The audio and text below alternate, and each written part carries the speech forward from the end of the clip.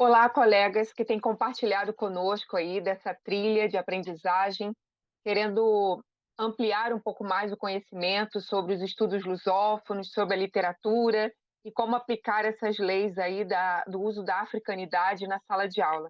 Então, hoje eu vou falar mais um pouco sobre o nosso projeto, né, que é o Estudos Lusófonos na Educação Básica. Então, como nós podemos fazer o estudo da lusofonia de uma maneira mais agradável, de uma maneira mais prazerosa para os alunos, mesmo na educação básica. E nesse nosso encontro aqui, eu vou falar especificamente sobre as leis, né, projetos e como essa obrigatoriedade chegou nos últimos anos na educação básica. Então, trataremos um pouco sobre isso, mas antes eu queria conversar com vocês um pouco mais sobre o meu trabalho, que é voltado não só para a educação básica também, como muitos de vocês trabalham, mas também no trabalho voltado na graduação para a formação de docentes que estejam preparados para o trabalho com a lusofonia e com a africanidade na sala de aula. Então, aqui eu trouxe para vocês as linhas de pesquisa e o meu contato, caso vocês queiram ampliar um pouco mais a nossa conversa, aprofundar em outras parcerias, e dizer para vocês que eu trabalho com literatura e produção de texto na educação básica, então também passo pelo desafio de ensinar um pouco mais os livros voltados para o estudo lusófono com os alunos adolescentes e, por outro lado, também na educação superior, com esse destaque aí de como o aluno, o futuro professor, pode ser despertado para essa vontade de trazer de uma forma agradável um pouco mais da nossa cultura, de uma maneira justa, de uma maneira equilibrada, e que os alunos também possam encontrar uma identidade cultural nesses ensinamentos que podem passar não só pela literatura, como a gente vai falar aqui, mas também sobre diferentes áreas do conhecimento. Então, eu fico à disposição caso queiram entrar em contato futuramente, caso queiram ampliar a nossa conversa. A primeira coisa que eu queria falar com vocês é sobre a lei que coloca oficialmente, dentro das escolas de educação básica, a necessidade do estudo da história e da cultura afro-brasileira e da cultura indígena. Nós temos visto, ao longo dos últimos anos, como isso tem sido ressaltado de uma maneira muito evidente nas escolas, né? E essa lei, ela começa na verdade, começa desde 1996 com a LDB, né, a Lei 9394, que já traz questões aí que mostram a importância de trabalhar as bases da nossa cultura de uma maneira equilibrada, de uma maneira que valorize os povos que foram chamados de povos originários da nossa cultura. E depois, em 2003, a gente tem a primeira lei que vai já tratar sobre essas questões, é, estimulando a abordagem de temas sobre a africanidade na sala de aula, que foi a Lei 10.639, feita então no ano de 2003. Desde lá, livros, currículos, projetos pedagógicos já têm sido estimulados para que envolvam aí essas questões da abordagem da africanidade, principalmente na sala de aula, né? Não só a cultura indígena, como também outros povos originários que dão aí origem à cultura que temos hoje, à identidade que temos hoje como povo brasileiro.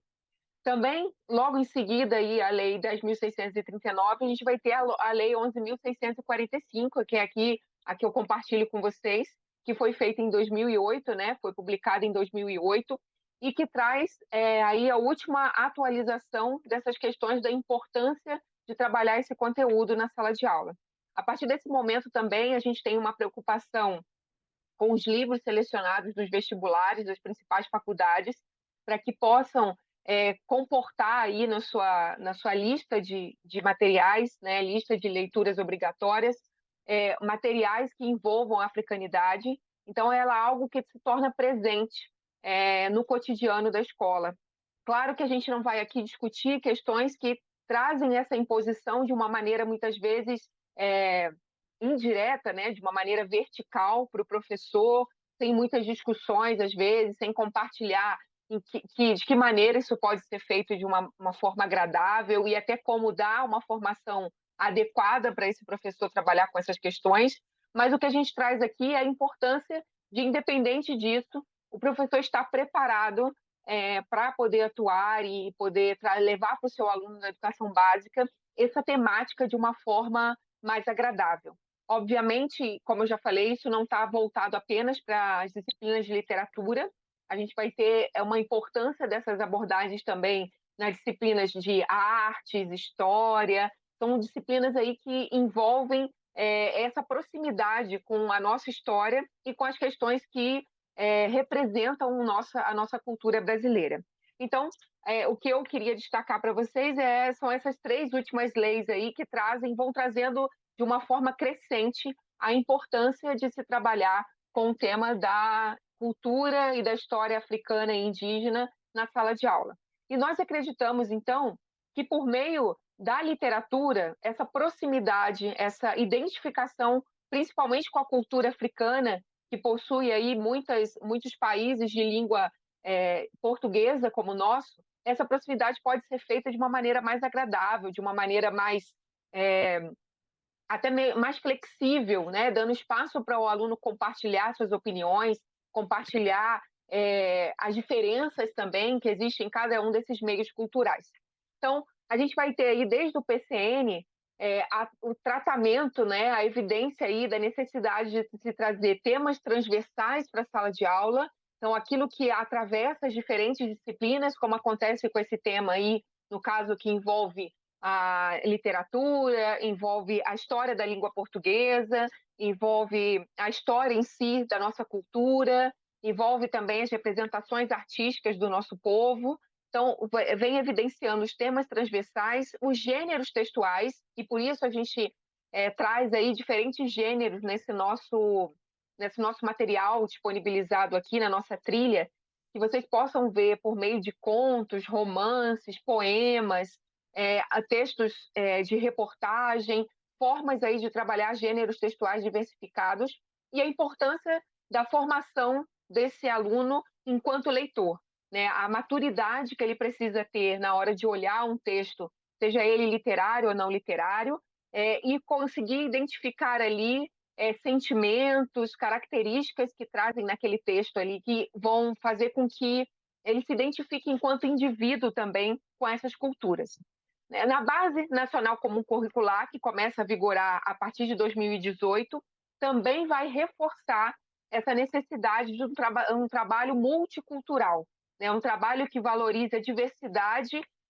dos povos que formam a nossa identidade brasileira, fazendo aí que a educação coloque foco em povos que muitas vezes nos livros eram considerados povos menores, inferiores na formação em relação à cultura portuguesa. Então, a base comum curricular que tem sido proposta aí, principalmente no segmento do ensino médio, ele vai trazer mais uma vez esse reforço ao que vem sido proposto desde a LDB, passando aí por outras leis que vão chegar até os dias de hoje. Então, é importante a gente perceber como todas essas leis trabalham em conjunto para falar da necessidade de trabalhar essa temática na sala de aula. Então, eu trouxe aqui para mostrar para vocês, especificamente, né, o ponto 51, aí, a habilidade 51, que vai trabalhar com essa valorização da cultura indígena, africana, portuguesa e latino-americana dentro da literatura. Então, analisar obras significativas da literatura brasileira e da literatura de outros países e povos, em especial portuguesa, indígena, africana e latino-americana, com base em ferramentas da crítica literária, ou seja, estrutura de composição, estilo, aspectos discursivos, considerando o contexto em que essa obra foi produzida e levando em consideração, portanto, visões de mundo, diálogo com outros autores, com outros textos, inserções e movimentos estéticos e culturais, e o modo como elas podem, inclusive, dialogar entre si. Então, como a literatura brasileira contribui, em que momento passa a contribuir com a literatura portuguesa, o quanto a literatura portuguesa contribui com a literatura africana ou a literatura especificamente moçambicana, angolana, como essas literaturas podem também influenciar a nossa literatura, e nessa mescla aí de visões de mundo, o aluno vai se identificando com pessoas que parecem que, por estar em outro continente, são povos muito distantes e vão percebendo que, na verdade, a proximidade com eles é muito estreita, né? E aí eu queria mais uma vez reforçar com vocês como que o espaço lusófono pode ser um espaço de proximidade. A gente precisa trazer essa importância do trabalho com a história e a cultura africana para a sala de aula, e nada melhor do que fazer isso por meio de uma língua que se torne em comum. Então, a partir do momento em que a gente fala uma língua de um outro povo, mesmo que esteja a quilômetros de distância de nós, a gente consegue identificar ali um elo identitário, um elo que faz com que nossa formação tenha uma base comum. E por isso, através do espaço lusófono, né, aí entre a troca da língua portuguesa, a gente acredita que esse processo vai ser bem sucedido e que não vai ser simplesmente mais uma imposição vinda de uma lei que precisa ser só obrigatoriamente colocada na sala de aula, mas uma forma também de trazer esse lugar no mundo da nossa língua, né? E aqui diz o seguinte: é a língua portuguesa que nos faz iguais em sua origem e diferentes do outro na forma de ver o mundo. É uma maneira de dizer que somos um povo único, entre outros povos. Isso é o que se chama aí a fascinação da cartografia lusófona, fundamentada pelas profundas identificações da alma. Então, se nós temos aí uma diferença pelas influências que sofremos de outros povos, pela diferença geográfica que ocupamos no mundo, nós sabemos que pelo espaço da língua portuguesa nós conseguimos aí nos tornar um povo único, um povo de uma só língua, um povo de uma só base cultural. É. E por fim, eu queria deixar para vocês, para reforçar todas essas questões,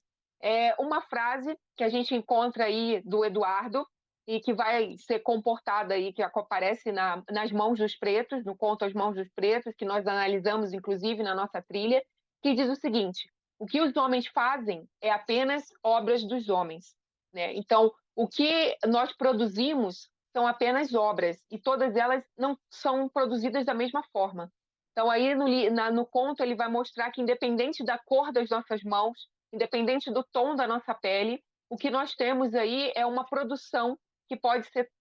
um espaço de troca, que pode ser um espaço de compartilhamento. Então, tanto faz as obras produzidas pelos autores portugueses, pelos autores angolanos, moçambicanos, brasileiros, tudo isso é apenas obras de mãos, que se igualam no momento em que a gente passa a ter uma troca entre elas. Bem, e para finalizar, eu deixo aqui as referências que são usadas aí na base do nosso encontro, da nossa conversa, dessa aula. E, por fim, obrigada por compartilhar com vocês desse espaço de troca, desse momento aí de aprendizagem. E, mais uma vez, reforço que, caso vocês queiram conversar mais, trocar outras ideias aí sobre essas questões do trabalho com a história e a cultura